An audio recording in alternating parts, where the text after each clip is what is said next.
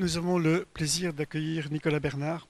Alors Nicolas va se présenter, donc je vais pas assister des masses, mais sachez que, où que ce soit aujourd'hui, c'est l'esprit du temps, il y a des vedettes. Et dans le système juridique, nous avons des vedettes. Nicolas fait partie des vedettes. On a aussi un notaire qui est vedette, mais il n'est pas là aujourd'hui. Et donc voilà, clairement, lorsqu'on parle d'habitat groupé, la première question qui se pose à tous les groupes que nous rencontrons, c'est comment mettre en accord un projet de vie, comment mettre en accord un projet de vie, un collectif au niveau humain, ses valeurs, le système juridique et financier qui permettent à ces valeurs d'être réellement exprimées concrètement. Et donc la dimension juridique de l'habitat groupé est une dimension clé, et très, très clairement, hein, je vais être limpide sur le sujet, lorsque nous rencontrons des collectifs, cette question-là vient d'emblée. Est-ce que nous devons créer une coopérative, une copropriété simple? Quels sont les modes? Alors, on ne peut pas faire le tour aujourd'hui en une après-midi de l'ensemble des modes juridiques, ce serait beaucoup trop compliqué. Donc, nous avons volontairement demandé à Nicolas de venir avec une mise en perspective juridique de ce qui est, dans le fond, un dispositif qui se voudrait facilitant pour les projets de type habitat groupé, solidaire ou non d'ailleurs, que l'on mène. C'est donc tout le but de notre après-midi.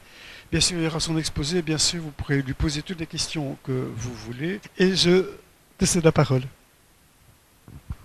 Merci Daniel. Merci pour votre présence malgré le beau temps qui incline à faire 1000 autres activités plus stimulantes que celle-ci. Donc voilà, j'espère ne pas décevoir vos attentes. Merci donc Habitat et Participation, de compagnons de longue route avec lesquels c'est toujours très stimulant de travailler. Et en effet, on m'a demandé d'aborder la forme juridique que peut revêtir l'habitat groupé. Et plutôt que de faire un large panorama un peu peut-être superficiel, parce que je crois que c'est 1 heure de temps, de tous les véhicules juridiques, en accord avec Habitat et Participation, il a été décidé de se centrer sur 2 formes en particulier, la coopérative et le CLT, tout en attirant votre attention sur une autre forme potentielle, mais qui n'a pas les faveurs d'habitat et participation, et à raison, puisque c'est une forme un petit peu dévoyée d'habitat groupé, qui est le co-living. Voilà donc les 3 points de mon exposé: co-living, coopérative et CLT. Et à chaque fois, je vais prendre un petit peu des éléments d'actualité, surtout pour le CLT, qui est déjà assez bien connu. Là, je me centrerai sur les modifications apportées par la loi du 4 février 2020 aux droits de superficie notamment. Donc voilà, les 3 temps de mon exposé. Je vais peut-être commencer par le co-living pour bien montrer déjà ce que l'habitat groupé, au sens où Habitat et Participation le promeut, ce que l'habitat groupé ne doit pas être, donc le co-living. Et j'en parle parce que c'est peut-être un thème que vous avez entendu, qui connaît un engouement certain aujourd'hui. On a une petite 200aine d'immeubles en co-living aujourd'hui pour un total de 1500, 1700 chambres. Ce n'est pas rien. Et donc, il faut s'intéresser à ce nouveau phénomène qu'est le co-living. Alors, qu'est-ce que le co-living? Il n'y a aucune définition officielle, pas dans les textes de loi. Et il faut pour cela se rabattre sur ce que les communes appellent des recommandations. On a 3 communes, Bruxelles, la ville de Bruxelles, Saint-Gilles et Ixelles, qui ont pris des recommandations en 2021 sur le co-living.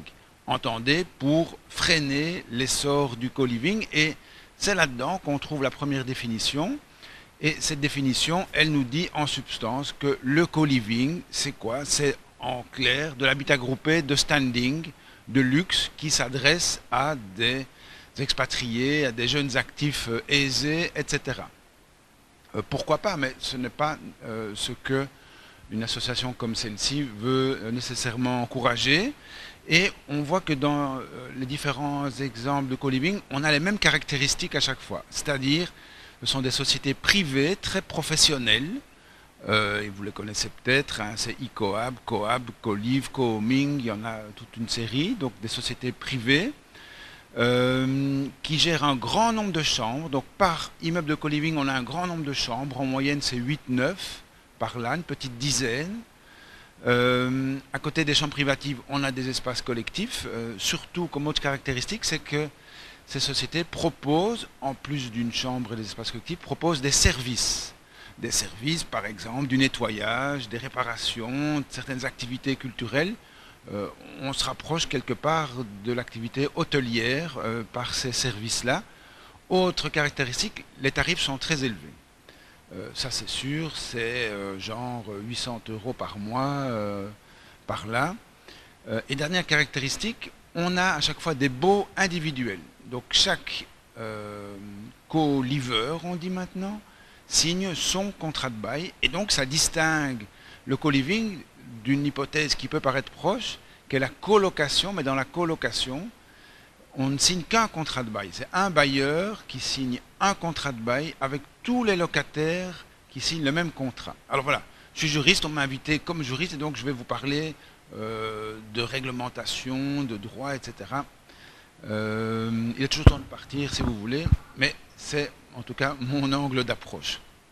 Et donc le schéma, il est un peu maintenant rodé, hein. Ce sont ces grosses entreprises spécialisées qui achètent des maisons de maître, des belles maisons, qu'ils rénovent, qu'ils subdivisent et qu'ils mettent en location à la découpe en quelque sorte, moyennant des tarifs élevés et souvent pour des durées relativement courtes, quelques mois, 6 mois, 9 mois, quelque chose comme ça.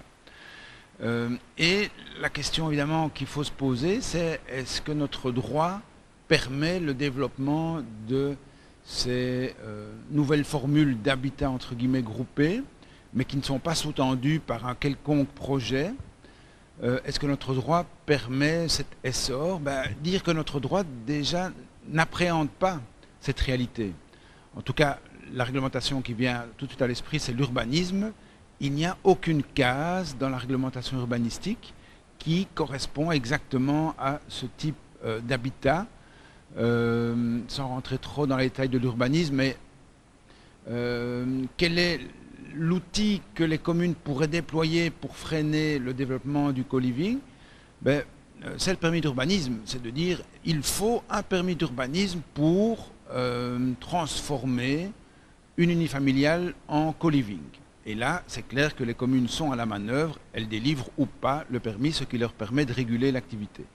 Mais quand on regarde la réglementation urbanistique, qui n'appréhende pas comme tel ce phénomène, on constate qu'il y a 4 actes potentiellement assujettis à des permis d'urbanisme qui pourraient correspondre au co-living, mais aucun n'est parfaitement adapté. Alors rapidement, ces 4 actes assujettis à permis, on a tout d'abord la transformation à une construction existante. Là, c'est lorsqu'il y a transformation matérielle, lorsque pour faire du co-living, il faut peut-être recréer des nouvelles cloisons ou des nouveaux espaces, une nouvelle cuisine, etc. Là, ça c'est clair, en théorie il faut permis, mais on a un arrêté dispense, comme on dit, qui a été revu il n'y a pas longtemps d'ailleurs, un arrêté dispense qui dit que pour certains travaux de transformation, on peut s'affranchir de l'obligation du permis. Je ne rentre pas dans les détails, mais il est possible que un co-living d'une taille modeste, avec un nombre limité de chambres, puisse remplir ces conditions dérogatoires et bénéficier de la dispense de permis. Deuxième acte assujetti à permis, toujours en théorie, même s'il n'y a pas de travaux, c'est lorsque l'on change la destination du bien. Destination, c'est soit le commerce, soit le bureau, soit l'hôtel, etc. Ou le logement. Mais si, là évidemment il faut permis, mais si le co-living s'installe dans un bien qui est déjà dévolu au logement, il ne sera pas aisé de montrer qu'il y a une vraie modification de la destination du bien, puisque c'était déjà du logement avant. Alors on pourra dire oui, mais co-living c'est peut-être plus proche de l'hôtel que du logement, mais bref, on est quand même dans une zone grise. Troisième acte assujetti à permis, c'est lorsqu'on change non pas la destination, mais l'utilisation du bien. C'est-à-dire à l'intérieur d'une destination donnée, on change l'activité précise. Exemple, à l'intérieur de la destination logement, un immeuble unifamilial devient immeuble de rapport. Ça, c'est changement d'utilisation, mais la loi est ainsi faite que ce changement d'utilisation n'est prohibé que s'il figure dans une liste limitative fixée par le gouvernement. Et dans cette liste, on ne trouve nulle trace de changement à l'intérieur de la modification d'habitat, de logement. Et donc, une unifamiliale qui deviendrait immeuble de rapport, sous cet angle-là, n'est pas non plus assujetti à permis. Dernier acte potentiellement assujetti, c'est modifier le nombre de logements à l'intérieur d'une construction existante. La difficulté, c'est qu'il n'y a pas de définition très univoque, très claire du logement. Est-ce que le fait de mettre admettons qu'on ne fasse pas de travaux, hein, qu'on mette dans les chambres précédemment dévolues aux enfants, qu'on mette des personnes indépendantes dans un co-living, est-ce qu'on modifie le nombre de logements uniquement parce que ces gens ne forment pas une famille de 100? La réponse n'est pas claire. J'aimerais bien vous donner des réponses plus tranchées, hein, mais la loi est un petit peu équivoque sur ce point. La loi n'exige pas qu'il y ait une espèce de rapport de parenté, de rapport de filiation pour former une famille, de sorte qu'on pourrait plaider qu'un co-living, on reste dans cette même idée d'un seul logement pour une seule collectivité. Et donc, il y a là un vrai flou qui a amené très récemment la Cour d'appel de Bruxelles, la date, je vais vous le donner tout de suite, 17 décembre 2021, qui a amené la Cour d'appel de Bruxelles à accepter qu'un co-living s'installe à Ixelles, en l'espèce, sans permis d'urbanisme. La Cour d'appel, donc ça avait déjà été accepté en première instance, en degré d'appel, la Cour d'appel dit, ben oui, je ne vois pas au nom de quoi on leur imposera un permis d'urbanisme. Ce n'est pas un changement de destination du bien, je l'ai dit. Si c'est déjà un immeuble pour le logement, on n'est pas dans un changement de destination, le changement d'utilisation n'est pas soumis à permis, machin. Et au niveau de la création d'un nouveau logement, modifier le nombre de logements, la Cour a dit, et c'est assez intéressant, qu'il y a une incertitude en droit, or une infraction urbanistique, c'est-à-dire développer un co-living sans permis d'urbanisme, est constitutif d'une infraction pénale. Or, en matière pénale, la moindre des choses, c'est de connaître la sanction qui vous attend si vous commettez le comportement répréhensible. Or, ici, cette sécurité juridique minimale, elle n'est pas là. On ne sait pas, vu le flou qui entoure cette question, le potentiel contrevenant ignore la sauce à laquelle il va être mangé. Et en matière pénale, ça ne se peut. Et donc la Cour a dû admettre que ce projet s'installe sans permis d'urbanisme. C'était évidemment un camouflet pour la commune d'Ixelles, mais il m'est revenu qu'il compte aller en cassation pour avoir le fin mot de l'affaire. Et donc tout ça a fait, cette espèce de flou de vide juridique, a amené les trois communes les plus touchées par le phénomène, Bruxelles, Saint-Gilles et Ixelles, à adopter des recommandations. Et des recommandations qui visent évidemment à limiter le développement du co-living. Par exemple, dans ces recommandations, on a un nombre maximal de chambres par immeuble, c'est 12. On a une superficie nette plancher minimale par chambre, c'est 14. Même chose, superficie minimale pour les espaces collectifs. Il faut par ailleurs avoir des espaces poussettes, buanderies, parking vélo, etc. Il faut vérifier la bonne insonorisation. Donc ces communes essayent un petit peu de garrotter cet essor. Alors, moi je veux bien, sur le plan politique ça a du sens, mais sur le plan juridique, le fait que ces communes aient pris la voie de la recommandation plutôt que la voie plus classique en droit d'un règlement communal en bonne et due forme, cette voie-là est extrêmement fragile. Ça veut dire que prendre des recommandations dépouille ces instruments de toute valeur réglementaire. Ces recommandations, en fait, ne s'adressent pas aux citoyens qui doivent les suivre. Ce sont des recommandations à usage interne qui ont comme destinataire les fonctionnaires communaux commis au traitement des demandes de permis d'urbanisme, et c'est pour les guider dans leur appréciation de la demande. Mais en aucun cas, le Conseil d'État est très clair là-dessus, en aucun cas ces recommandations, qui n'ont pas de force contraignante, il faut le dire, en aucun cas ces recommandations ne sauraient dispenser l'autorité de délivrance du permis d'un examen au cas par cas individuel de chaque dossier.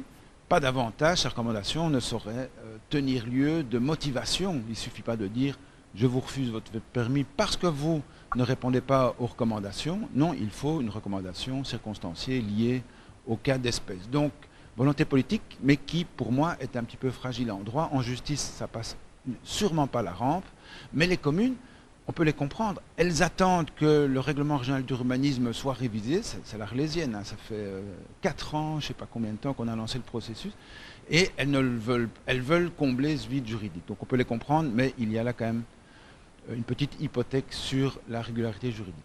Voilà pour le co-living. Deuxième temps, on va passer maintenant dans quelque chose de plus positif, c'est-à-dire des formes que pourrait prendre un habitat groupé, tel que promu par Habitat et Participation et d'autres. Et je vous ai dit, on va, plutôt que de faire un large panorama un peu au pas de charge, on va se centrer sur la coopérative et sur le CLT. Alors, parlons de la coopérative. La coopérative, c'est évidemment un concept extrêmement porteur qui suscite beaucoup d'enthousiasme. Mais mon rôle de juriste, c'est non pas de vous mettre en garde, mais de vous pointer les implications réelles d'un statut comme celui-là. Ça signifie quoi? Quels sont les prolongements, les conséquences, pour éviter éventuellement des désillusions. Moi, je crois, à titre personnel, foncièrement dans un outil comme celui-là, mais il faut qu'il soit encore adapté au type d'habitat groupé que l'on veut développer. Et parfois, on se fait une représentation incorrecte à la fois de la coopérative, de ce qu'elle est réellement en droit, et aussi, représentation incorrecte, de l'aptitude présumée de la coopérative à accueillir un habitat groupé. Et donc, ici, mon rôle est d'un petit peu déconstruire peut-être ce double lieu commun, si je puis dire. Donc, petite mise au point, mais je répète, qui ne remet nullement en cause l'opportunité même de recourir à la coopérative. Et là, dans la coopérative, je vais exposer deux choses différentes. D'abord, la coopérative en général, et puis la coopérative d'habitants. Parce que beaucoup de gens aussi, c'est normal, hein, c'est des malades comme moi, hein, qui s'amusent à voir les différences entre les deux, machin. Mais à un moment donné, il faut dire les choses comme elles sont, mettre les bons concepts au bon endroit. Et donc, la coopérative générale, premier temps d'exposer, et puis la coopérative d'habitants. Et je dis déjà, il y en a très très peu des coopératives d'habitants spécifiquement. Et si un jour on s'oriente vers cette voie-là, ben, il est clair qu'on fera œuvre de pionnier en région bruxelloise à tout le moins. Donc la coopérative, en général, premier temps de mon exposé, et là j'aurai trois idées différentes. D'abord voir un petit peu la philosophie générale de la coopérative, ensuite la première consécration législative de cette idée de coopérative, et troisième idée, c'est, merci, la loi actuelle, que nous dit-elle de la coopérative? Voilà pour la coopérative en général. Donc tout d'abord, la philosophie. Ben, la philosophie, on peut partir de la définition de FEBECOP, qui fédère un grand nombre de coopératives en Belgique. Et je trouve que cette définition est assez parlante. Elle nous dit, la coopérative, c'est un mode de réponse à des besoins communs via une entreprise collective. Alors tout n'est pas là-dedans, mais c'est un très bon point de départ. Donc un mode de réponse à des besoins communs via une entreprise collective. Alors, pour parler simple, ça veut dire quoi? Bien, si les gens se rendent compte qu'ils éprouvent des besoins communs, qu'ils partagent leurs besoins, se disent, tiens, mais au fond, on vise la même chose, on cherche la même chose, et que ces personnes-là se disent, mais au fond, ce besoin que l'on a, on pourrait le remplir par nous-mêmes. Plutôt que de s'en remettre à des acteurs extérieurs, on pourrait au fond essayer de le remplir, de l'assouvir par nous-mêmes. Comment? Ben, seul, ce n'est pas possible, il faut se mettre ensemble. Et donc ces gens qui ont le même besoin se mettent ensemble pour créer une société qui, elle, va créer le produit qui va répondre à leurs besoins. Et puisque ce sont les usagers eux-mêmes, les personnes qui ont ce besoin, qui créent elles-mêmes le produit en quelque sorte qui va satisfaire leurs besoins, eh bien ce produit est tout à fait configuré en fonction des attentes de départ, puisque c'est l'utilisateur qui définit ce qui va remplir son besoin. Un petit peu, la comparaison est très bancale, mais je remarque que dans des acteurs un peu en fin de carrière qui sont plus très demandés, finalement ils passent de l'autre côté de la caméra, ils réalisent, comme ça ils peuvent jouer dans leur propre film. Là ils sont sûrs, ils ont leur leur rôle assuré. Alors j'avais dit que c'était bancal, mais l'idée c'est en quelque sorte qu'on supprime des intermédiaires, qu'on va être soi-même à la source de la satisfaction du besoin. Et on a des coopératives dans un grand nombre de domaines, des coopératives de distribution alimentaire. Le besoin là, à la base, c'est de la nourriture pas chère, pas trop chère. Et bien, si on se met ensemble, on a un meilleur pouvoir de négociation face aux fournisseurs, on fait des centrales d'achat, etc. Coopérative en matière de logement, si on a des difficultés à titre individuel à accéder à la propriété, ben, si on se met ensemble, on aura peut-être davantage de possibilités. Coopérative en matière de crédit, la BACOB par exemple, la défunte BACOB, on a des meilleurs taux si on se présente ensemble face à une banque, etc. Et donc comme ce besoin est commun et que les personnes se sont mises ensemble pour essayer d'y répondre, les personnes qui créent la société sont appelées des coopérateurs, ils coopèrent, et donc le nom de la société c'est une coopérative. Et l'idée c'est on investit ensemble, alors on consomme ensemble, on fait les deux de manière groupée. Ou une autre formule assez connue, elle n'est pas de moi, c'est le coopérateur investit et il s'investit. C'est-à-dire il ne met pas qu'un apport, mais il fait tourner la machine en quelque sorte. Et ça nous dit déjà du cœur même de la coopérative, c'est ce qu'on appelle la double qualité de l'usager et de l'actionnaire. Alors, on parle encore de parts pour les coopératives, de coopérateurs, mais en droit, le terme tout à fait exact, c'est associé pour coopérateur, et la part, c'est une action. Donc, ce sont des termes un peu génériques. Donc ce n'est pas parce que je dis action ou associé que nécessairement je viole l'esprit de la coopérative. Non, le terme juridique c'est celui-là.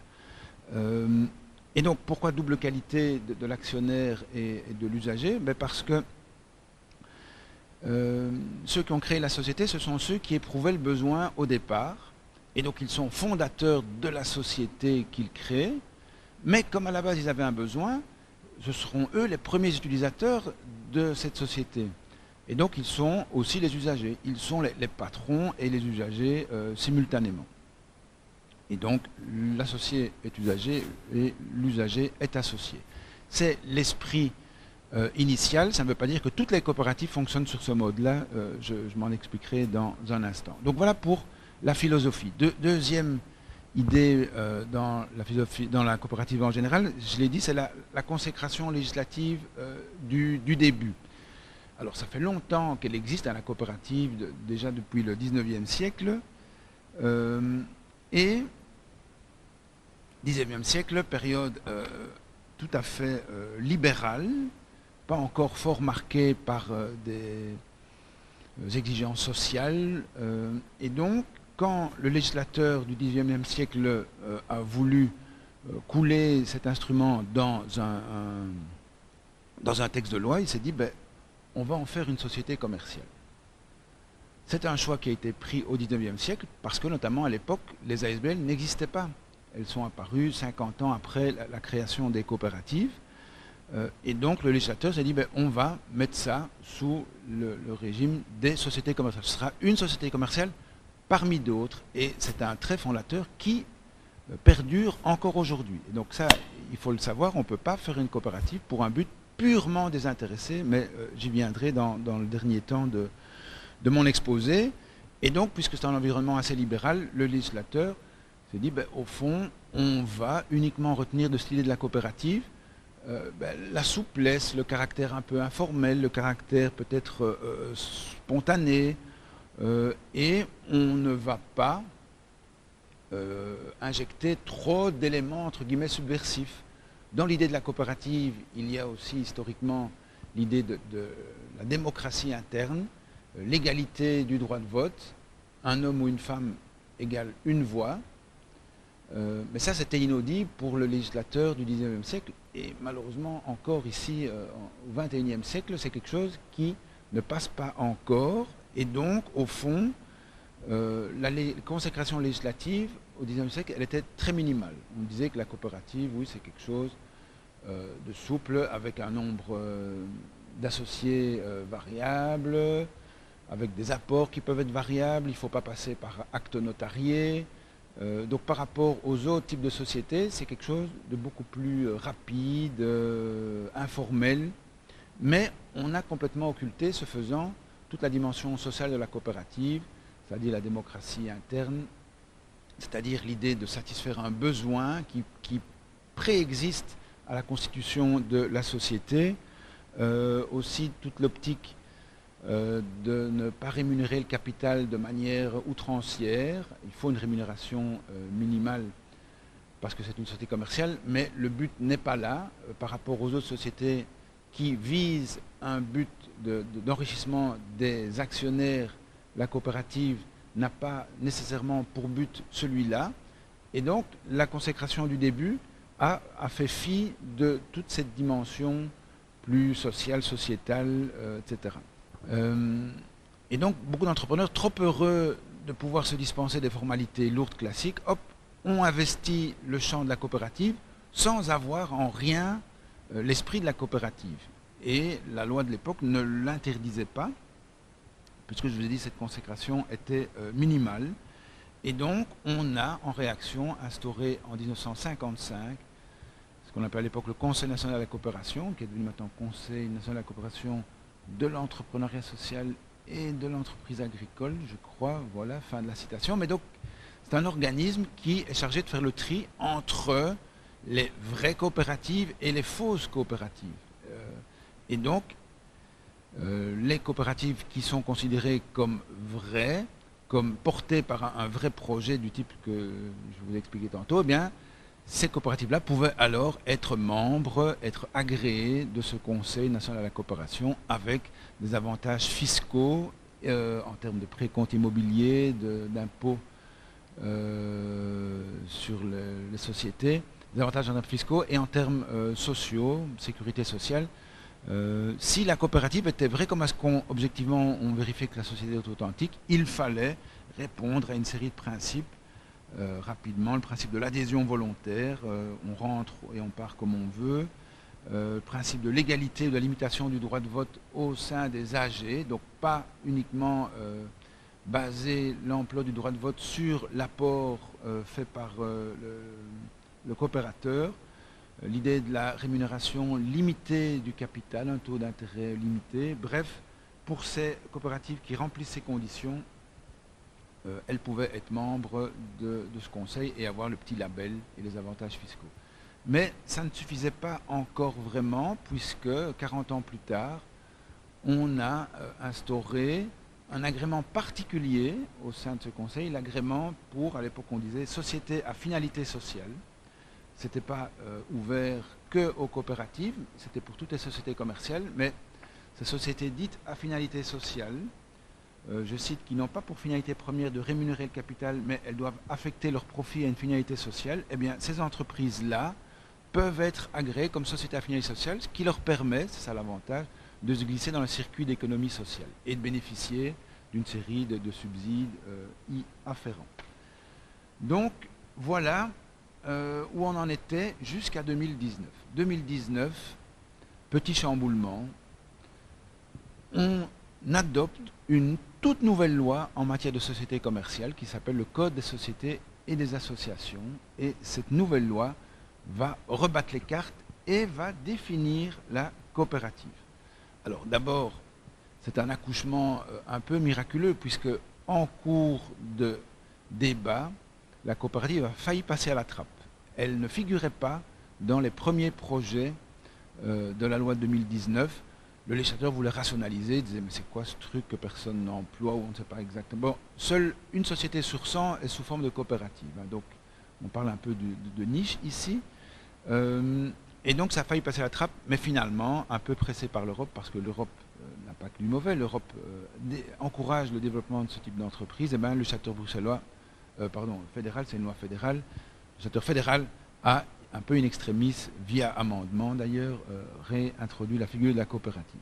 Mais la coopérative dans le texte, et ça c'est une grande première, elle bénéficie d'une définition qui va rendre compte de l'esprit censé animer la coopérative. Puisque dans la loi, on nous dit que la coopérative doit satisfaire les besoins des actionnaires ou des tiers intéressés. Donc voilà, là, pour ça que je parlais du besoin au départ, c'est que c'est maintenant coulé dans le marbre de la définition, la coopérative est celle qui satisfait les besoins de ses membres ou des tiers intéressés, je vais y venir. Donc c'est une très belle avancée, ça consacre par ailleurs cette double qualité actionnaire-usager qui est au cœur de l'idée de la coopérative.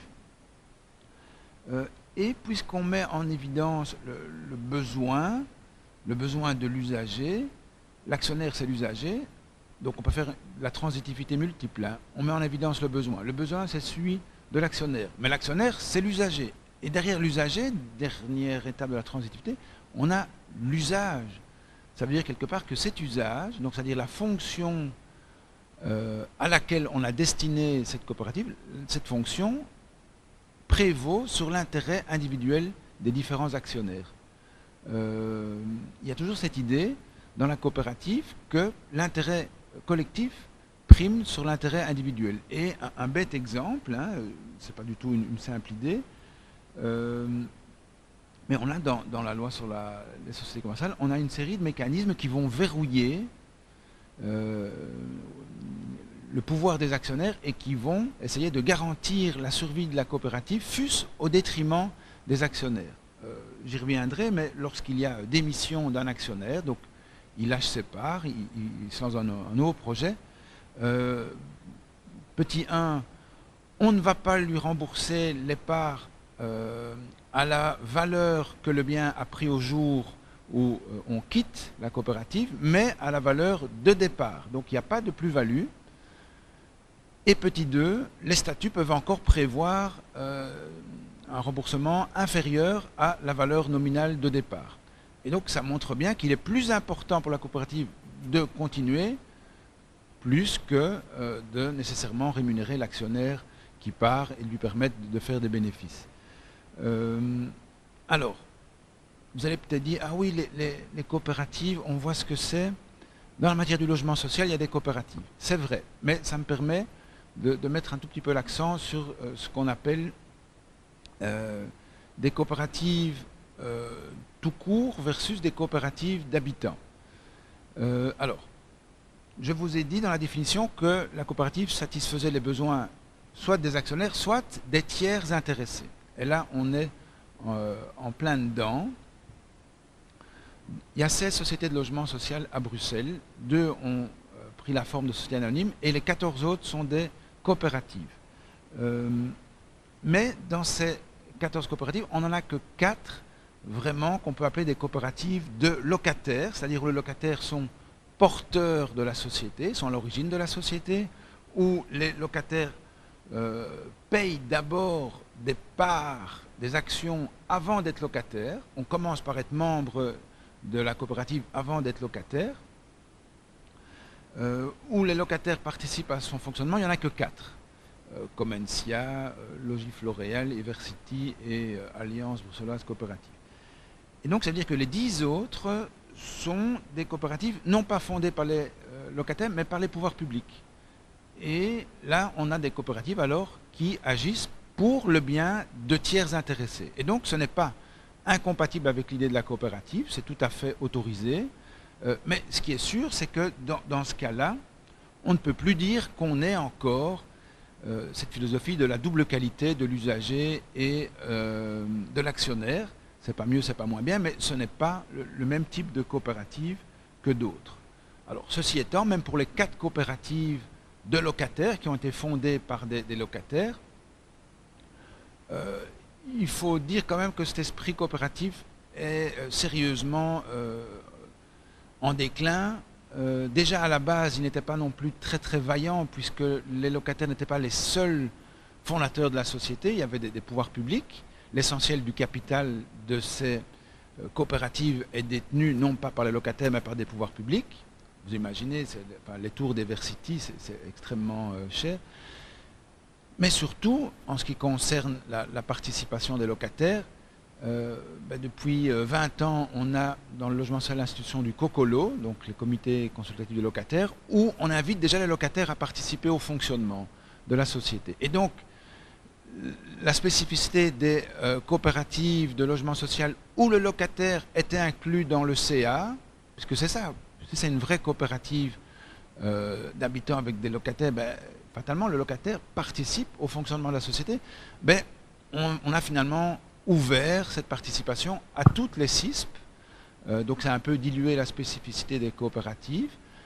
Et l'autre élément, en termes toujours de pouvoir décisionnel des locataires, il est un petit peu théorique dans le sens où, ceux qui sont dans le logement social le savent bien, l'attribution des logements sociaux est extrêmement réglementée par la région bruxelloise.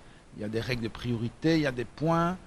Et donc, la marge d'appréciation de la société de logement s'en trouve limitée. Surtout si cette société de logement décide de ne pas octroyer de dérogation. Et donc, la fameuse capacité pour le coopérateur locataire d'influer sur le fonctionnement, etc., c'est un petit peu théorique vu le fonctionnement très corseté d'une société de logement. Et donc, voilà pour le premier temps de l'exposé sur la coopérative en général. Maintenant, je vais passer au second temps, qui est la coopérative d'habitants. Et là, c'est plus novateur. Ce que je vous ai dit jusqu'ici est assez connu, mais le petit chapitre que je vais ouvrir ici l'est sans doute un petit peu moins, ne serait-ce que parce qu'il n'y a quasi aucune coopérative d'habitants au sens strict, à Bruxelles en tout cas. Alors, je le dis d'emblée, ce que je vais dire ici est issu d'une recherche que je mène avec Isabelle Verhagen, qui est une juriste qui d'ailleurs a travaillé il n'y a pas si longtemps à la commune de Molenbeek et qui après a embrassé d'autres horizons professionnels. Mais donc voilà, je mène avec elle une recherche sur les coopératives si elle avait été libre, elle serait à mes côtés du reste, mais voilà, elle était retenue par d'autres activités. Et donc c'est quoi une coopérative d'habitants? Et là, on est dans le cœur de ce qu'éventuellement Habitat et Participation voudrait encourager. C'est une coopérative où les habitants non seulement sont usagers et actionnaires, ça vous l'avez compris, donc ça exclut déjà les 10 coopératives de logement social qui ne sont pas Comencia, etc. Ça exclut aussi une coopérative comme Faire Grande Bruxelles, dont vous avez peut-être déjà entendu parler. C'est une coopérative mise en œuvre par le CLT. C'est une coopérative très intéressante, mais ce n'est pas une coopérative d'habitants, c'est une coopérative de financement pour récolter des fonds, du crowdfunding, et après faire du logement pour les personnes défavorisées. Mais les personnes défavorisées ne sont pas à l'initiative, à l'origine de la société. Non, ici, on parle d'une coopérative d'habitants, où les habitants sont à la source, sont dans le fonctionnement et ont un vrai pouvoir décisionnel plus que dans les 4 CISP que j'ai énumérés tantôt. Alors c'est facile, à Bruxelles, y en a-t-il déjà? Alors on n'a pas fait un screening absolument exhaustif ou scientifique, mais enfin à part Passage, donc la coopérative Passage dans le projet Calico, maison de mourance, de naissance, etc., on n'en connaît pas. Des vraies coopératives d'habitants, on n'en connaît pas, mais je ne tiens qu'à recevoir des démentis de votre part. En Wallonie, il y en a un petit peu plus. Il y en a à Timistère, la Verte Voie, la Voie Verte, il y en a au Haillon. Daniel pourra vous en dire beaucoup plus, puisqu'il a suivi ces projets de très près. Pas toujours évident, hein, Daniel. Il y en a aussi à l'abbaye Saint-Denis, à Auhay. Bref, il y en a sur les doigts d'une main, on peut les compter. C'est dire à la fois que c'est peut-être un mécanisme qui est attractif, mais qui n'est pas aisé à mettre sur pied. Alors, je vais voir 3 choses par rapport à ces coopératives d'habitants. D'abord, quel pourrait être l'intérêt de songer à un outil de ce type-là. Ensuite, toute une série de questions juridiques qui doivent être réglées si on veut s'engager dans cette voie-là. Et enfin, 2 obstacles économiques qui se dressent lorsque l'on parle d'une coopérative d'habitants. D'abord, les motivations. Quelles pourraient être les motivations? Ça c'est facile, c'est le point fastoche de l'exposé. Ça ne mange pas de pain, on est dans des principes généraux très séduisants. Par exemple, si on cherche à se loger à des prix plus ou moins réduits, la coopérative peut aider. C'est moins cher que de l'accès à la propriété individuelle. Ça peut être moins cher que de la location classique. Et donc, il y a déjà un enjeu pécuniaire qui est tout à fait évident. Plus fondamentalement, si on cherche une 3e voie dans son rapport au logement, on refuse la logique de la propriété individuelle, pour des raisons idéologiques, hein, peut-être, pourquoi pas. Tout comme on ne veut pas être soumis à un contrat de bail classique avec un bailleur qui peut vous dicter votre volonté, etc., sa volonté. Si on cherche une espèce d'alternative dans son rapport au logement, ben, la coopérative peut offrir cette alternative. Par rapport à la propriété, tout d'abord, ben, la coopérative n'est pas sans avantage, hein. Je reprends l'idée pécuniaire. On constate dans les quelques expériences, il n'y en a pas 1000, hein, je l'ai dit, mais que dans les coopératives d'habitants, généralement, l'apport, puisque comme c'est une société, il faut faire un apport, j'y reviendrai tantôt, le coopérateur doit mettre un apport, ben cet apport équivaut à, grosso modo, 1/3 de la valeur du logement.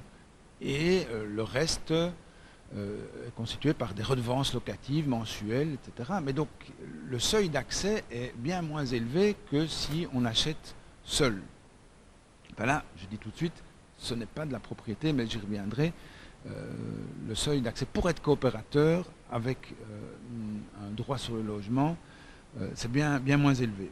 Par ailleurs, la famille est beaucoup plus labile, fluctuante qu'avant. Quand on est propriétaire, ben, il y a une espèce de fixité. On est propriétaire d'un lieu, propriété qui est fixe, à la fois dans son inscription géographique, mais aussi dans son bâti, dans les murs. On ne va pas bouger les murs parce qu'un enfant naît. Il y a là quelque chose d'assez rigide. Or, dans une coopérative, il y a peut-être de l'interchangeabilité des biens en fonction des évolutions de famille. Une famille s'agrandit ou se rapetisse en fonction du départ des enfants. Eh bien, il peut y avoir des échanges de biens à l'intérieur de la coopérative qui se font pour accompagner plus harmonieusement la vie classique d'une famille. Tout comme dans une coopérative, on a peut-être plus de mobilité individuelle. On part, on vient un petit peu comme on veut. On reste détenteur de parts. On peut éventuellement mettre le bien en location si on a peu envie de l'occuper soi-même. C'est quelque chose de peut-être plus facile que si on est propriétaire. Si on part, qu'est-ce qu'on fait? Il faut peut-être le remettre en vente. C'est peut-être moins souple. Et les avantages par rapport à la location ne sont pas moins nombreux.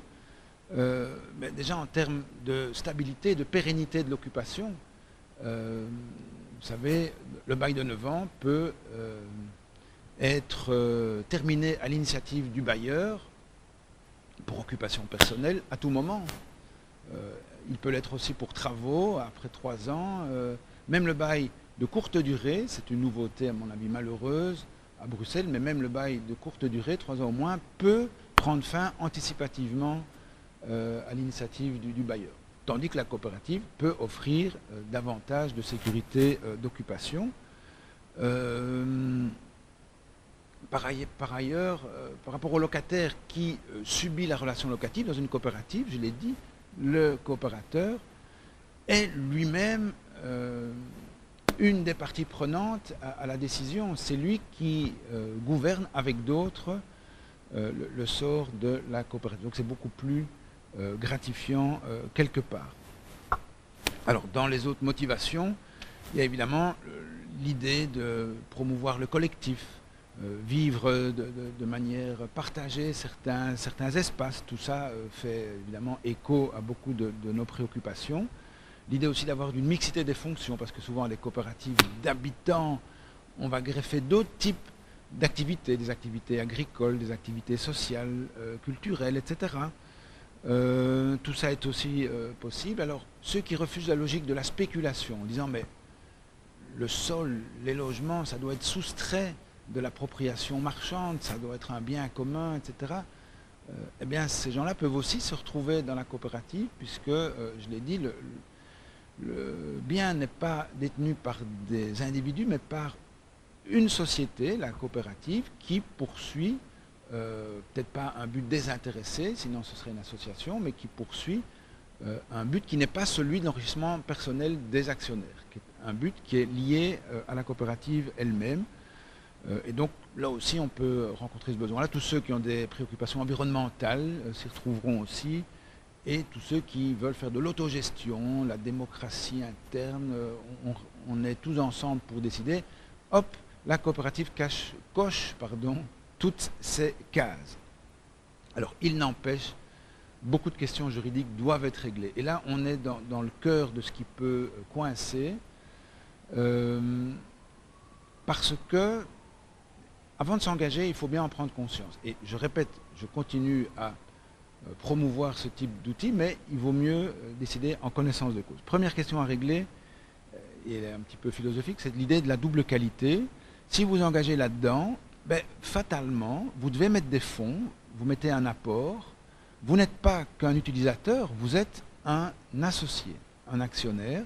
Et donc, si pour une raison ou une autre, le projet se casse la pipe, vous perdez votre mise, ou en tout cas, vous ne la récupérez pas dans son intégralité. Deuxième question à bien avoir en tête sur le plan du droit, c'est le statut juridique de l'habitant coopérateur. Moi, j'entends parfois dire, oui, la coopérative, c'est une propriété collective ou c'est une propriété indirecte. Ben, je suis désolé, en droit, ça ne tient pas la route. Ce n'est pas une propriété collective, la propriété est détenue par un acteur, qui est une personne morale, la coopérative. Il n'y a pas une once de propriété collective, ce n'est pas de la copropriété non plus, ce n'est pas de la propriété indirecte. Il y a un propriétaire, c'est la coopérative. Alors j'ai dit, mais les coopérateurs, ils sont quoi? Eh bien, ils sont membres d'une société et ils détiennent des actions. Voilà. Sans plus. Et donc, pourquoi je dis ça? Parce que si vous êtes intéressé par la coopérative pour tous les aspects que j'ai dit, démocratie interne, environnement, collectif, machin, mais que vous êtes quand même attaché à la propriété individuelle, grand bien vous fasse, mais la coopérative d'habitants ne sera pas le véhicule juridique qui va satisfaire vos aspirations. Il y en a plein d'autres, mais pas la coopérative. Troisième question juridique à bien garder en tête, c'est la question de l'apport. Je l'ai dit, la coopérative est une société fondée par les utilisateurs. Et donc, fatalement, quand on crée une société, il faut apporter quelque chose. Alors cet apport, il peut être diversifié. Ça peut être un apport en industrie, comme on dit, c'est-à-dire sa force de travail. On construit ou on bâtit, on fait de l'autoconstruction, c'est très bien. Alors on va convertir votre force de travail en action. Donc apport en industrie, apport en numéraire, du cash, ou alors apport en nature. On peut aussi apporter un terrain ou un logement déjà construit. Bref, tout apport est le bienvenu. Mais si on veut une coopérative avec des habitants extrêmement défavorisés, qui n'ont peut-être rien à apporter, on ne sera pas, stricto sensu, dans une coopérative. Ça ne veut pas dire qu'aucune formule juridique ne pourra épouser cette aspiration, même la coopérative, mais alors on aurait une coopérative pour la satisfaction des besoins de tiers intéressés. On aura des pouvoirs publics ou d'autres acteurs, des associations, qui font la coopérative au profit d'autrui. Pourquoi pas, mais ce ne sera pas stricto sensu une coopérative d'habitants, parce qu'elle ne sera pas portée tout simplement par les habitants. Quatrième question juridique, et ce n'est pas la moindre, c'est la question de l'avantage patrimonial. La coopérative, je reviens sur ce que je disais au départ, c'est une société commerciale. Il y a là, en quelque sorte, peut-être un bug de départ, le verre est dans le fruit au départ, mais c'est une société commerciale, et comme société commerciale, elle doit remplir la condition de l'article 1 du Code des sociétés, le tout premier, qui dit que toute société doit fournir à ses associés un avantage patrimonial direct ou indirect. La coopérative ne peut pas faire exception à ce principe cardinal. Sinon, faisons une ASBL, pas de souci, mais la coopérative, qu'on le veuille ou non, est une société commerciale. Donc ça, c'est l'aspect un peu casser l'ambiance, mais j'essaye d'être constructif comme juriste pour vous dire tout de suite qu'il y a quand même moyen de remplir cette exigence. Prenons l'idée d'un patrimoine, d'un avantage patrimonial direct, on pourrait dire par exemple que la coopérative octroie des ristournes de loyer à ses associés. Ah oui, là on voit tout de suite alors l'avantage patrimonial direct. Ou alors de dire que les parts génèrent des intérêts qui doivent être limités si on veut être agréé. Mais malgré tout, on peut le prévoir. Ça, c'est pour les avantages directs. Mais même pour les coopératives qui ne veulent pas du tout s'inscrire là-dedans, des coopératives qui diraient « nous, on veut être en rupture avec le schéma capitaliste dominant », mais pourquoi pas, on peut aussi envisager ça sous l'angle de l'avantage patrimonial indirect. Indirect, ça veut dire quoi? La société ne vous donne pas de l'argent comme tel, mais elle vous évite de faire une dépense. Donc c'est une non-dépense. Et là, on peut trouver toute une série d'exemples de non-dépenses grâce à la coopérative. Ben, on fait des économies d'échelle pour les achats. On partage les dépenses, on mutualise les frais. Une fois qu'on a un lien avec le logement, qu'on reçoit un bail ou un droit d'usage, eh bien, le prix sera peut-être inférieur à la valeur du marché. Là aussi, c'est des non-frais que génère la coopérative. Ou le crédit hypothécaire. Le crédit hypothécaire, c'est la coopérative qui le supporte plutôt que vous. Donc là, il y a moyen de rentrer quand même malgré tout dans cette case de l'avantage patrimonial indirect. Mais malgré tout, il faut bien l'avoir en tête. Cinquième question juridique, et c'est peut-être la plus délicate, c'est le remboursement des parts. Mais vous savez, une coopérative, c'est comme un couple. Au départ, on est tout feu, tout flamme, et puis la vie va son chemin, et un coopérateur peut décider de changer de projet. Alors, le terme est mal choisi, mais il doit, suivant la loi, démissionner. Il y a un aspect péjoratif, mais non, simplement, il y a peut-être d'autres envies qui naissent à un moment donné. Et donc, le coopérateur se retire, ou alors il est exclu, on peut être exclu d'une coopérative, ou alors on peut céder ses parts à un autre coopérateur. Bref, dans tous ces cas-là, ben, le coopérateur, il voudrait récupérer son argent. Peut-être pas tout, mais c'est une société. Quand on quitte une société, ben, on veut quand même éviter de repartir tout nu. Et justement, je répète ce que je disais tantôt, la loi est ainsi faite, à juste titre, hein, attention, que celui qui part, pour une des raisons évoquées, au mieux ne sera remboursé que de la valeur dite nominale, c'est-à-dire la valeur de départ. Et je dis au mieux parce que les statuts peuvent encore prévoir autre chose. Or, dans l'intervalle, ben, le bien il aura pris de la valeur. Je parle toujours des coopératives d'habitants. Donc le bien logement aura pris de la valeur, évidemment, vu l'inflation que connaît le secteur de l'immobilier. Et cette valeur sera encore plus forte si le coopérateur a apporté des modifications, bien, s'est engagé à faire des travaux. Et on va lui dire, ah ben, désolé, oui, c'est vrai, la valeur du bien a peut-être fait x2, oui, et en plus tu t'es investi comme un fou. D'ailleurs, c'est ce qu'on demande à la coopérative, hein, au coopérateur, c'est qu'ils soient des usagers actifs et qui fassent les travaux eux-mêmes. Et ben on va lui dire, ben, désolé mon gars, non seulement tu ne feras pas de plus-value, mais en plus, si tu dois te reloger avec la somme que tu reçois en retour, la somme par exemple d'il y a 20 ans, ben, tu ne sauras pas te reloger, puisque le marché de l'immobilier, lui, a continué à augmenter. C'est un dilemme que le CLT connaît aussi, hein, puisque quand on quitte le CLT, on ne reçoit pas la plus-value, en tout cas, on ne reçoit qu'une fraction. Mais donc ça, il faut le savoir. Alors, il y a des trucs, des ficelles.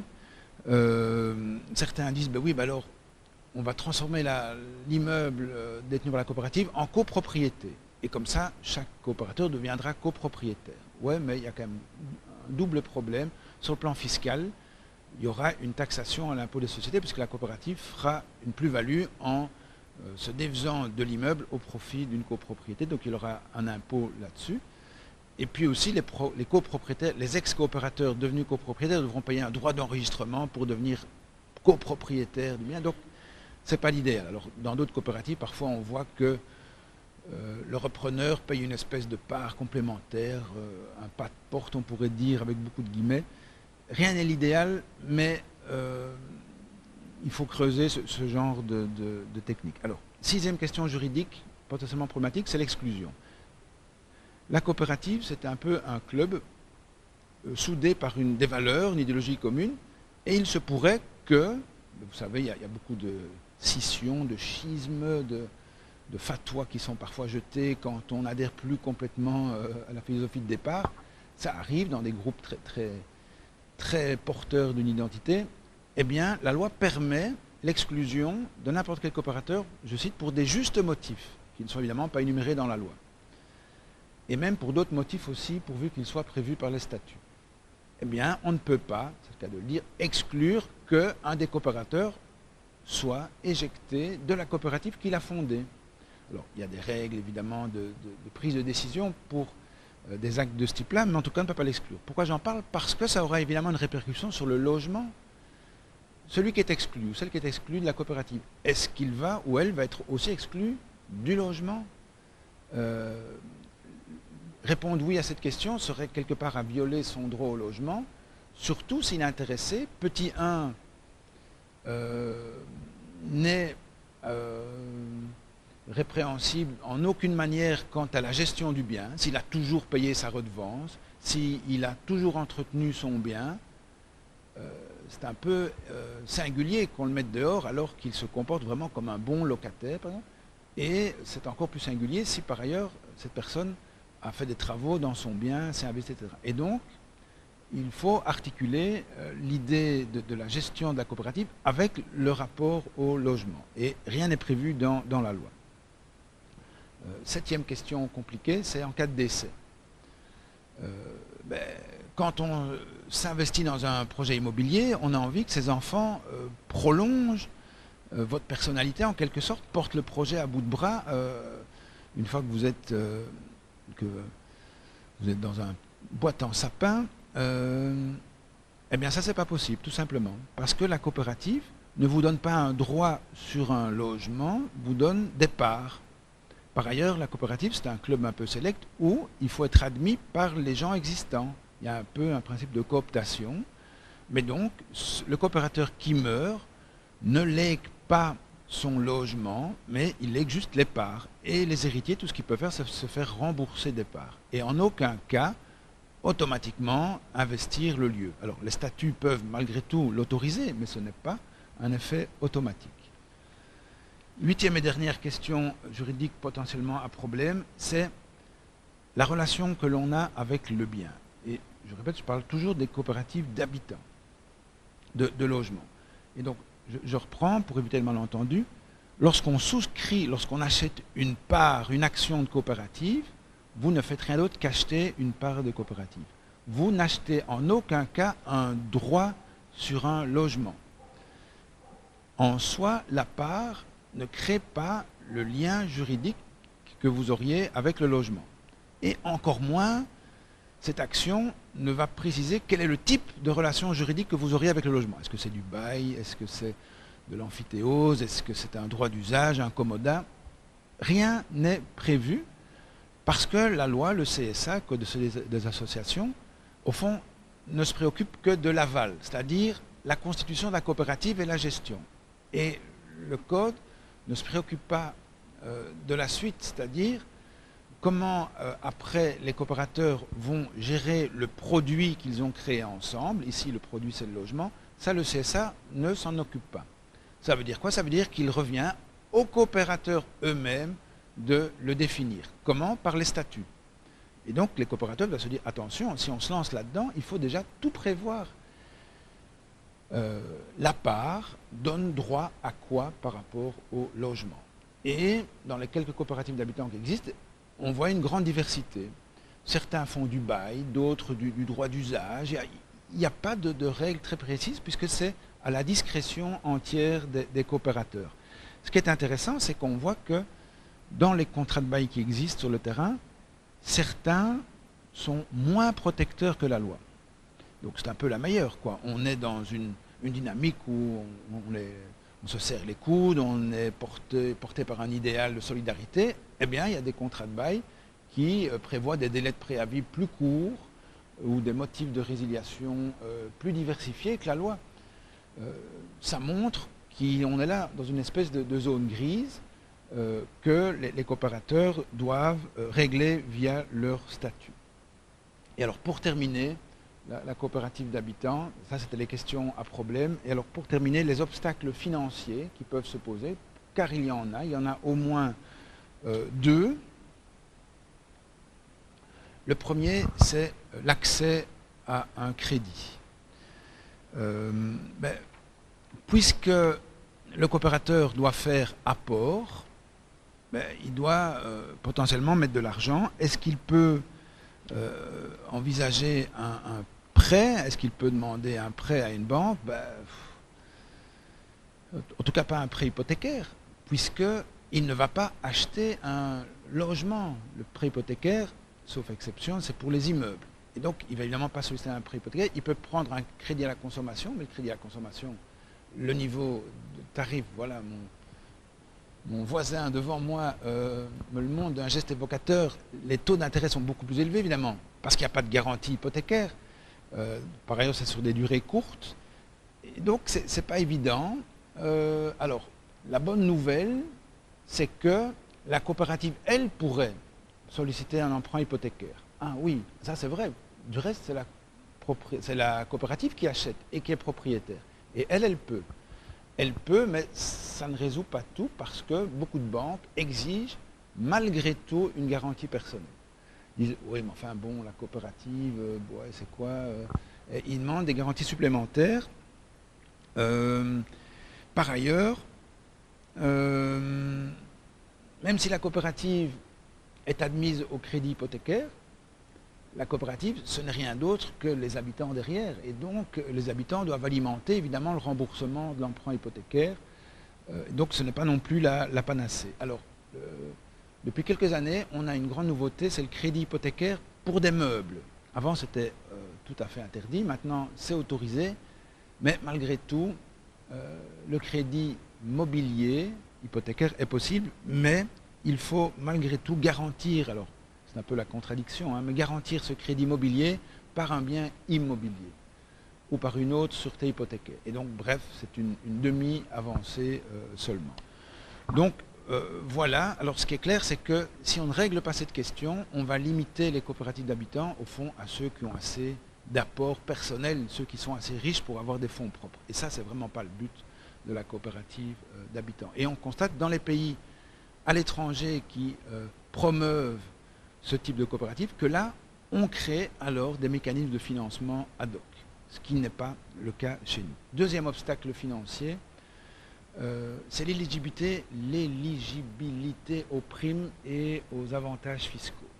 Exemple, prime à la rénovation, exemple, prime énergie, exemple, toute une série d'avantages liés aux impôts dans le cadre d'un accès à la propriété. Eh bien, le coopérateur n'y a pas droit. Pourquoi? D'abord parce que les primes sont offertes aux particuliers. La coopérative n'est pas un particulier, c'est une personne morale, c'est une société. Et donc, la coopérative n'y a pas droit. Alors, il faut vraiment changer la réglementation. Ce qui a déjà été fait sur un point, c'est pour l'agence immobilière sociale. L'AIS peut recevoir une prime à la rénovation. Alors, non seulement le bailleur peut avoir une prime réno s'il passe par une AIS, mais l'AIS elle-même a droit à une prime, et cette prime sera même d'un taux plus élevé. Eh bien, si on l'a fait pour l'AIS, il faut le faire aussi pour la coopérative. Pour l'instant, ce n'est pas du tout le cas. Alors, on va dire, oui, ok, la coopérative n'y a peut-être pas droit, mais les habitants, eux, sont des particuliers, sont des coopérateurs.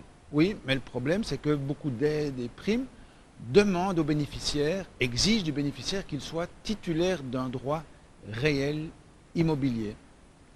Or, le détenteur, d'une part, n'est pas titulaire d'un droit réel immobilier, il est titulaire d'un droit réel mobilier. Le coopérateur est bien propriétaire, mais pas du logement, il est propriétaire d'une action. Et donc, c'est de la propriété mobilière qui ne rentre pas dans les cases du législateur. Et donc là aussi, il faut radicalement repenser nos législations pour enfin accompagner plus adéquatement ce mécanisme. Voilà, j'en ai fini. Alors, je ne vais pas dépasser l'heure, j'avais dit l'heure. C'est pile poil. J'avais annoncé que je pouvais aussi parler du CLT. Si vous voulez dans les questions, je le fais volontiers, de savoir quelles sont les modifications apportées récemment au droit de superficie qui est à la base du CLT, en tout cas le CLT à Bruxelles. Mais le principal me semblait être les coopératives. Et maintenant, je réponds à l'ensemble de vos questions. Merci pour l'exposé. Je voulais simplement revenir sur un point que vous venez d'évoquer en ce qui concerne l'absence de droit réel du coopérateur dans le cas d'une coopérative d'habitants. Tout est défini par le statut, d'après ce que vous nous avez dit, ou les statuts plus exactement, et donc les statuts ont, pour ainsi dire, force de loi, à partir du moment où toute la coopérative a été fondée dessus. C'est la question que je voulais... Ok. Et alors, pour terminer ma question, je me demandais, est-ce que le coopérateur et la coopérative ne peuvent pas prévoir d'assortir les statuts de droits réels pour le coopérateur, pour chaque coopérateur, à condition de passer devant un notaire, par exemple. Est-ce envisageable? C'est ça que je voulais dire. Alors, merci. Mais votre question est tout à fait judicieuse, hein. D'abord, les statuts peuvent prévoir beaucoup de choses, mais ils ne peuvent pas aller au-delà de l'orbite de la coopérative. Or, tout ce qui concerne les droits réels, ça ne fait pas partie du droit des sociétés, c'est un autre domaine du droit, le droit des biens, et il n'appartient pas au statut de dire que avoir une part équivaut à être titulaire d'un droit réel immobilier. Ça, malheureusement, ce n'est pas possible. Par contre, la piste que vous avancez peut être instruite, et j'avoue que Isabelle et moi, on est au début de la réflexion, on défriche, et je ne sais pas si d'autres l'ont fait avant, mais on n'a pas encore, et c'est l'étape ultime, on n'a pas encore de solution clé sur porte pour répondre à ces problèmes. Mais sur ce point-là, en tout cas, vous avez raison, il faudrait que les statuts donnent aux coopérateurs un droit sur le logement qui s'apparente au plus près à un droit réel immobilier. Par exemple, l'usufruit. Il n'y a pas que la propriété. Donc, les droits réels immobiliers d'usage, comme on dit, c'est-à-dire tous les autres que la propriété, ça peut être l'usufruit, l'amphithéose ou la superficie. Et sans doute que ce type de mécanisme, alors, trouverait grâce aux yeux des pouvoirs subsidiants. Mais tout ça reste à construire, et puis surtout, il faut convaincre les pouvoirs subsidiants. Je me rappelle quand on a commencé à faire du droit de superficie à Bruxelles, la ministre compétente de l'époque ne voulait absolument pas en entendre parler. J'avais beau lui expliquer avec d'autres que c'était malgré tout un droit réel immobilier. Elle disait non, non, non, pas du tout. On n'a pas droit à des prêts du fonds du logement. Non, donc il faut aussi, au-delà de la question juridique, il faut aussi acclimater les esprits. Mais voilà, on est tous, à cet égard, un peu porteurs, diffuseurs de ce message-là. Mais donc, en effet, il faut instruire des pistes de ce type-là. Et bannir plutôt des pistes genre simple droit d'usage ou bien commodat. Commodat, c'est l'usage gratuit. Ou même du bail ou de la convention d'occupation précaire. Il faut qu'il y ait un rapport un peu solide par rapport à son logement, quoi. Merci aussi pour l'exposé. Voilà, ici, on est bien d'accord qu'on n'a pas parlé de droit de propriété, vous avez bien dit. Et donc, voilà, le coopérateur n'est pas propriétaire du logement. Mais c'est le cas aussi d'autres structures juridiques comme la fondation, par exemple. Mais j'avais cru comprendre qu'on optait vers la coopérative s'il y avait une activité commerciale. Donc, ce n'est pas obligatoirement le cas. Alors, pour la coopérative, ça c'est l'avancée du code de 2019, c'est qu'on dit que l'objet de la coopérative, c'est la satisfaction des besoins des actionnaires. Et donc on ne dit pas but de lucre, on dit qu'il faut donner un avantage patrimonial aux associés, mais on ne dit pas que ça doit être le but principal. Et donc il faut incidemment que quelque part les associés s'en trouvent, entre guillemets, enrichis, mais ça peut rester périphérique. Bonjour. Je fais partie d'un habitat collectif en coopérative aussi en Wallonie. On doit être le 5e des doigts de la main à Porcheresse. Et donc on a été confronté très clairement à beaucoup des problèmes que vous avez énoncés. Il y en a un supplémentaire que je voulais aussi amener, c'était l'impôt sur la taxe sur les bénéfices et sur la plus-value aussi. On a été confronté ces dernières années à un tout petit bénéfice, mais qui donnait quand même lieu à des impôts. On a dû payer 2 000, 3 000 euros d'impôts. C'est quelque chose qui fait jamais vraiment plaisir quand en fait, il s'agit simplement d'habiter ensemble sans idée commerciale. Pareil pour la taxe sur la plus-value si jamais on revend les bâtiments, quoi. une question que je voulais poser, oui, c'est par rapport à la valeur de la part. En fait, nous, on a décidé nous-mêmes du calcul de la valeur de la part. Vous disiez qu'a priori, ça restait la valeur nominale de la part, mais nous, on l'a fait évoluer en fonction du remboursement des prêts à la hausse. Parce que là-bas, donc on est 9 coopérateurs, on a fait le choix de n'avoir qu'une et une seule part par coopérateur. C'était un point très important, parce que les bâtiments, en fait, le lieu soit la propriété de tout le monde de la même manière. Et donc voilà, c'était déjà pour savoir si c'était... Enfin, vous n'avez pas énoncé cette possibilité-là, mais voir si c'était réel, parce que c'est comme ça qu'on fonctionne. Et alors, il y avait... Oui, et alors par rapport justement aux impôts et tout ça, je voulais aussi savoir, comme vous ne l'aviez pas énoncé, savoir s'il y avait une manière d'en réchapper. Et alors, une troisième question, désolé, il y en a plusieurs, c'est savoir s'il y a moyen facilement de passer du statut de coopérative à coopérative à finalité sociale. Nous, on n'est pas FS, mais ça pourrait être utile. Voilà, merci. Voilà, merci. Alors, dire tout de suite que merci pour l'information que vous avez donnée. Et après, je discuterai peut-être plus avec vous pour que vous me disiez exactement les spécificités de votre coopérative. Et en tout cas, merci pour cette nouvelle question juridique que je devrais inclure dans un exposé futur. Alors, sur l'aspect fiscal, je vais vous décevoir. Je n'ai pas de réponse précise, clé en main là. On est au début de la réflexion et je ne voudrais pas ni faire de l'élision fiscale, ni vous donner des faux espoirs. Donc, je préfère dire que je dois encore creuser la question. Par contre, sur votre dernière question, en effet, les statuts le prévoient. Donc, le principe, c'est la valeur nominale, sauf disposition statutaire contraire. Et la loi ne dit pas que la contrariété doit aller uniquement à la baisse. Et donc, comme vous le dites, et ça remplit un petit peu, ça rencontre un peu un des problèmes que je montrais, que s'il y a eu un investissement dans le bien, si la valeur a pris, si le bien a pris la valeur entre-temps, celui qui part est un petit peu désavantagé. Donc, en effet, la loi ne l'interdit pas. Voilà, très clairement.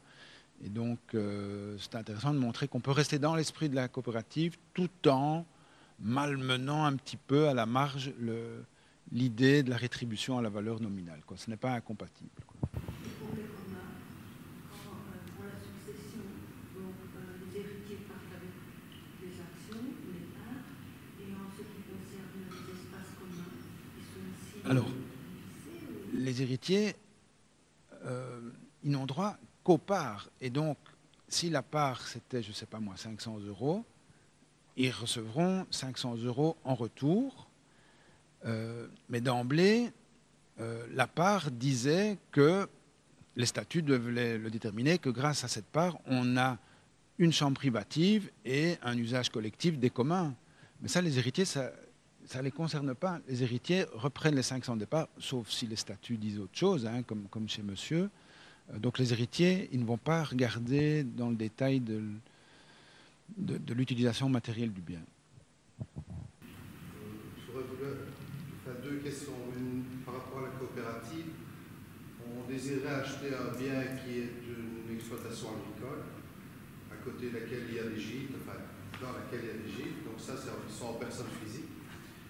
Et bien entendu, pour pouvoir la racheter, on est obligé d'avoir, nous aussi, une activité agricole. Je me disais, par le biais de la coopérative, si un des coopérateurs a cet accès à la profession, tout le monde, entre guillemets, peut en profiter. C'est-à-dire, le but, c'est de créer un collectif qui habite l'endroit avec une activité agricole, mais qui serait pas fictive, mais en tout cas qui va peut-être toucher 2 coopérateurs ou 3 coopérateurs sur le 10. Voilà, est-ce possible avec vous déjà le cas? Oui, tout à fait. Donc, c'est ce que j'esquissais tantôt. La coopérative a ceci d'intéressant qu'elle peut avoir des associés sur des pieds différents. Déjà, on peut avoir des associés qui ne sont pas utilisateurs et qui sont plutôt des financeurs extérieurs. Mais même à l'intérieur des usagers, on peut avoir toute une série de types d'associés avec des droits de vote, le cas échéant, différents. Donc la coopérative peut très bien dire, pour ce type d'associés, on procure des droits de vote peut-être renforcés, pour les autres moins de droits de vote, et donc les statuts peuvent moduler l'intensité de l'implication des associés. Et donc c'est même ça un peu une des richesses de la coopérative, c'est la mixité des fonctions, la grande souplesse avec des associés qui sont assez diversifiés.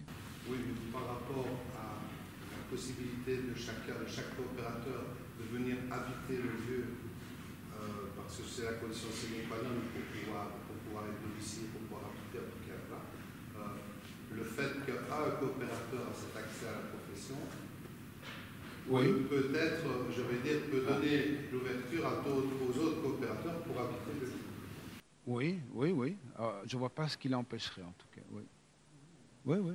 Ben voilà, mon ami Daniel dit que Royan, c'est comme ça. On a suivi, on ne le suit plus aujourd'hui, mais on suit un projet qui est assez emblématique, qui s'appelle la Ferme du Haillon. La Ferme du Haillon se trouve à la frontière française, à une trentaine de kilomètres d'Orval. Au départ, c'était une dépendance d'Orval. Et c'est une coopérative agricole. Hein. Mais il n'y a pas que des gens ayant une fonction rurale là-dedans. Il y a des gens qui ont une fonction d'élevage, qui est déjà différent.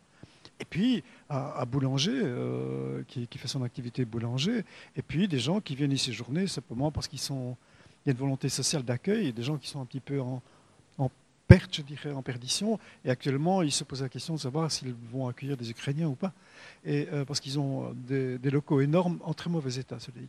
Mais énormes. Et donc, effectivement, à partir du moment... c'est une coopérative. À partir du moment où, effectivement, quelqu'un a un accès à la reconnaissance d'un métier rural, il bénéficie évidemment de tous les avantages de ces types-là.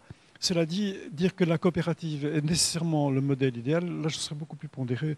Je ne sais pas ce que tu en penses, et Isabelle non plus. Parce que on est plus pondéré parce que cela suppose aussi, mais c'est vrai pour tous les habitats collectifs, qu'il y ait une entente profonde entre les gens.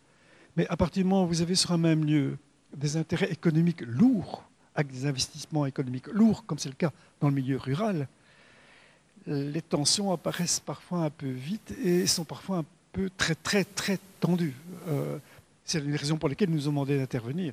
C'était essayer de dire redéfinissons le projet, calmons le jeu. Objectivement, on n'y est pas arrivé. Hein. C'est encore très tendu, même s'il y a des pistes qui se mettent en place.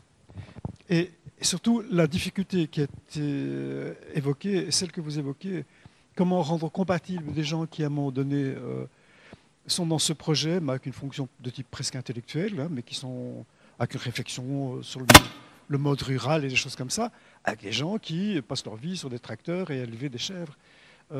C'est deux cultures qui ne cohabitent pas si facilement que ce qu'on imagine. D'abord parce que les statuts ne sont pas les mêmes, les revenus ne sont pas les mêmes. Les uns disant, bah ouais, c'est ceux qui travaillent sur l'ordinateur, et nous alors on est à 5h du matin parce qu'il y a, ou à 4h du matin parce qu'il y a la chèvre machin qui veut mettre bas. Et ça, c'est pas si simple. Ce qui par contre sous-tend bien cela, c'est que les statuts de la coopérative qui le gère ont été assez habilement corrigés récemment, aménagés récemment pour rendre les choses un peu moins difficiles au quotidien. Mais ce n'est pas nécessairement, si je devais donner un avis, je ne sais pas ce que Isabelle en dirait, mais avec qui tu travailles, mais qui est impliquée aussi dans ce projet-là, est-ce que c'est vraiment le statut qu'on recommanderait? Nous sommes plus pondérés. Ici, on n'a pas trop le choix, puisque pour pouvoir habiter, il faut qu'il y ait une activité agricole. Oui, j'ai bien compris. Oui. Voilà, oui, mais est-ce que c'est nécessairement une coopérative qui doit être le chapeau? Ça, c'est un autre problème. Ça, je renvoie aux juristes. Nous, ce qu'on constate, c'est que ça fonctionne, mais que ce n'est pas simple. J'ai oublié de répondre à votre dernière question sur le passage à la finalité, entreprise finalité sociale. Donc maintenant, on dit entreprise sociale. Donc on dit plus société à finalité sociale, c'est entreprise sociale. Et comme avant, on peut très bien recevoir ce super agrément. Pour ça, il faut d'abord avoir déjà l'agrément classique, Conseil national de la coopération, etc., etc. Mais en plus, pour être reconnu entreprise sociale, il faut, je cite, avoir comme but principal dans l'intérêt général de générer un impact sociétal positif pour l'homme, l'environnement ou la société. J'imagine que vous êtes dedans. L'avantage patrimonial donné aux actionnaires ne peut pas dépasser 6% par an.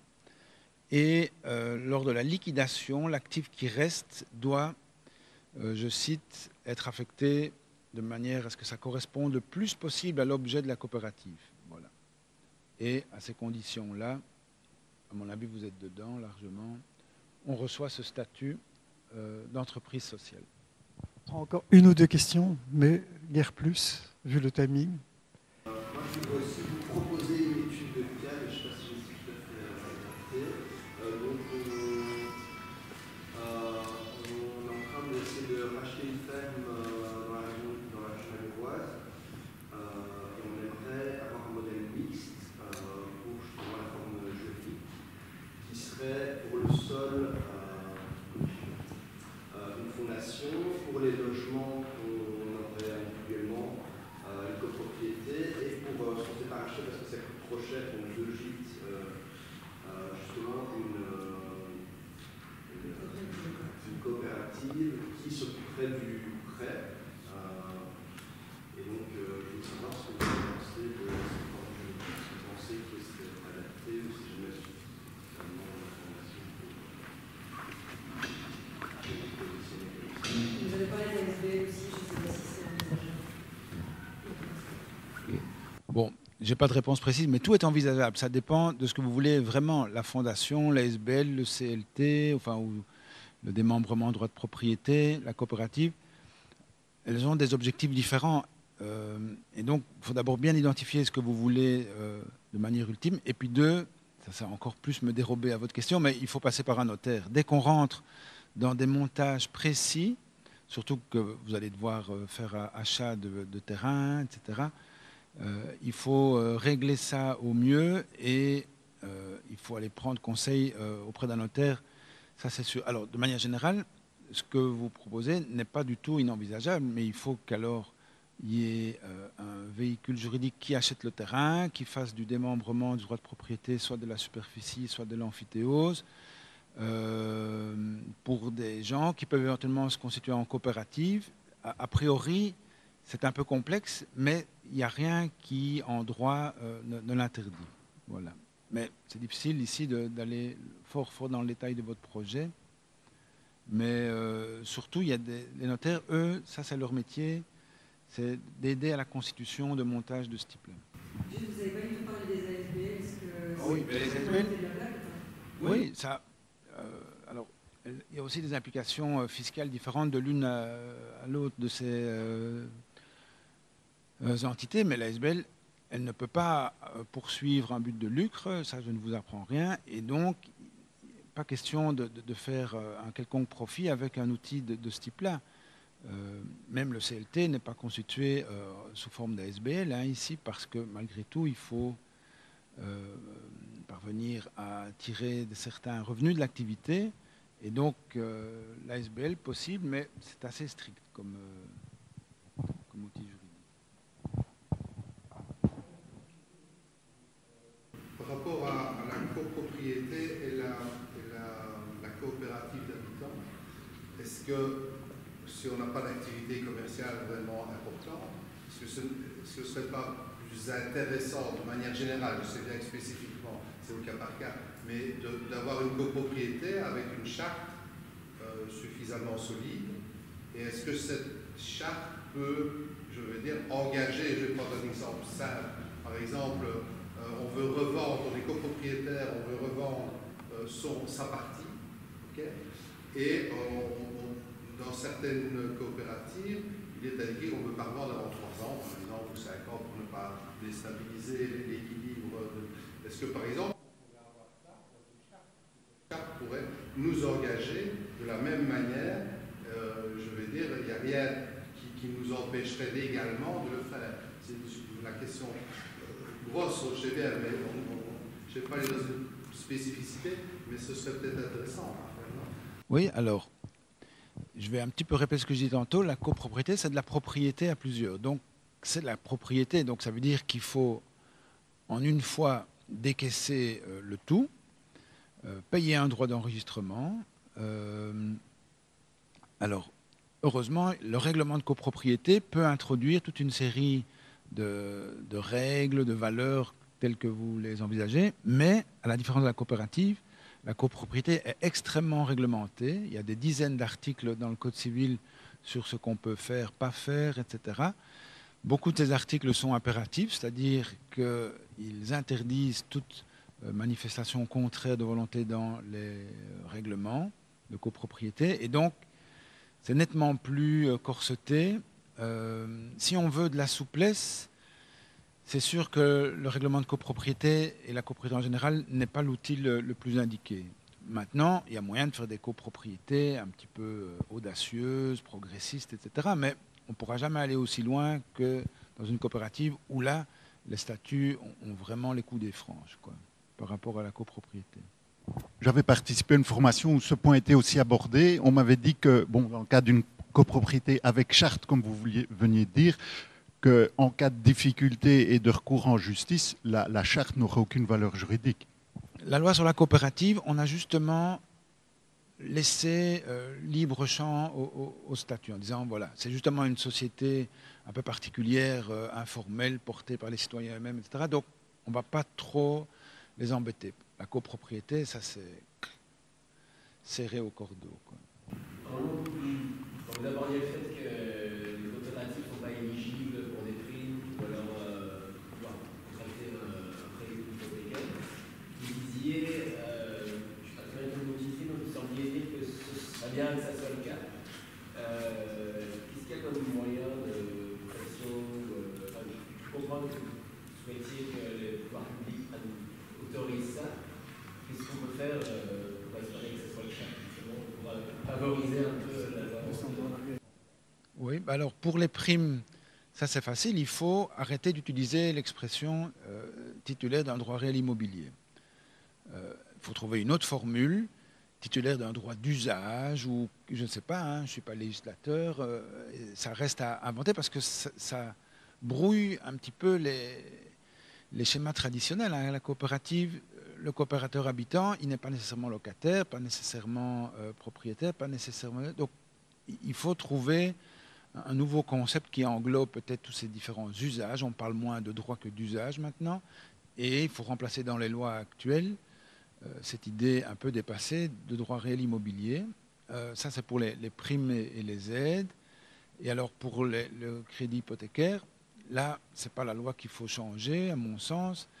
Là, il faut instaurer des mécanismes publics ex nihilo qui aident les coopératives qui fournissent les financements nécessaires, puisque les banques classiques, sans garantie hypothécaire, seront extrêmement réticentes. Donc les particuliers n'y ont pas droit. La coopérative, parfois les banques refusent parce qu'ils veulent quand même avoir une garantie personnelle. Et donc, on peut évidemment tordre la main des banques en imposant des réglementations, mais je crois qu'il faut surtout avoir des dispositifs publics adaptés. On a bien créé le fonds du logement pour aider les personnes qui n'ont pas accès au marché bancaire traditionnel, pour les aider à devenir propriétaires. On a inventé aussi la société de crédit social à Bruxelles, et donc il faudrait aussi un outil de ce type-là à destination des coopératives. Est-ce qu'il existe des collectifs qui poussent à ce que cette évolution se fasse? Moi, je veux dire, par exemple, à titre personnel, moi qui ne suis pas juriste et rien, qu'est-ce que je peux faire pour amener à ce changement? Oui, ben déjà en participant à ces formations-ci, non, ça c'est un vrai travail de lobbying. Hein. Vous posez la bonne question, il faut le faire savoir. Les politiques réagissent un petit peu quand ils voient qu'il y a une convergence de demandes. C'est-à-dire, là, je ne peux pas continuer à les ignorer. Quand ça prend une telle ampleur, c'est répercuté par tel ou tel responsable, et puis ça devient dans le programme, et puis peut-être dans la déclaration de gouvernement. Donc il faut faire enfler cette revendication.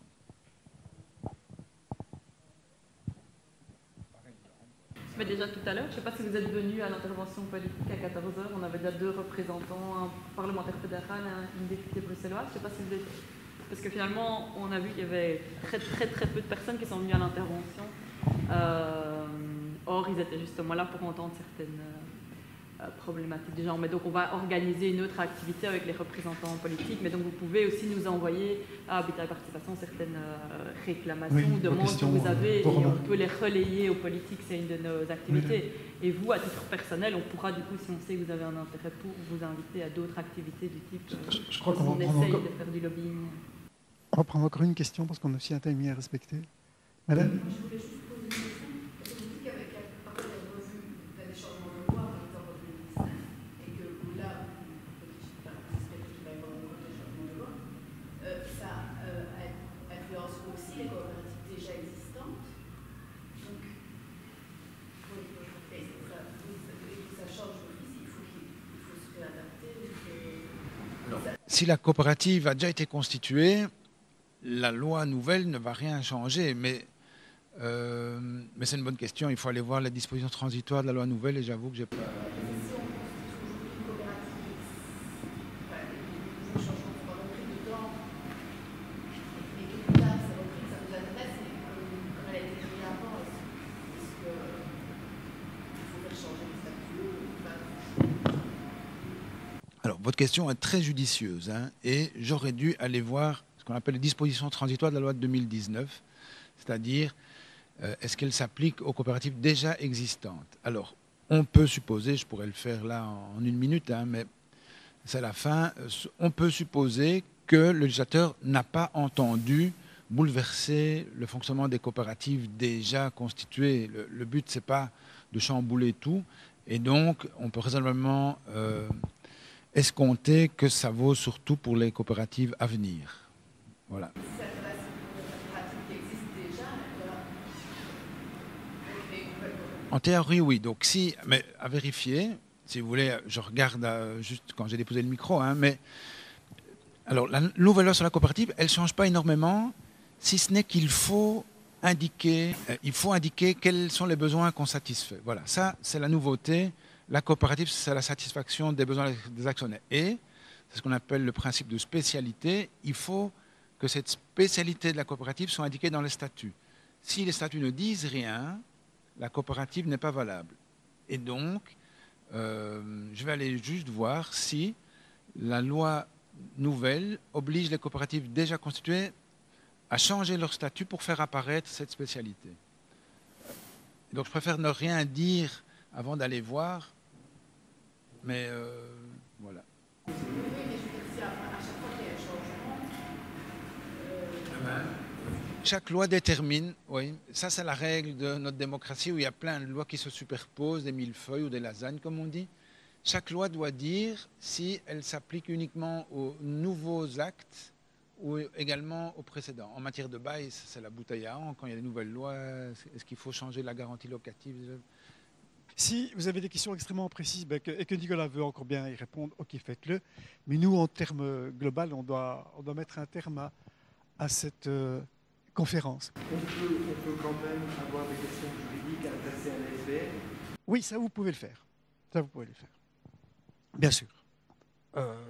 Et on essaiera d'y répondre dans la mesure de nos possibilités. Mais derrière vous, il y a quelqu'un qui en principe est censé pouvoir y répondre à terme. Merci pour votre participation. Là-bas, plus tard, il y a un verre qui vous attend.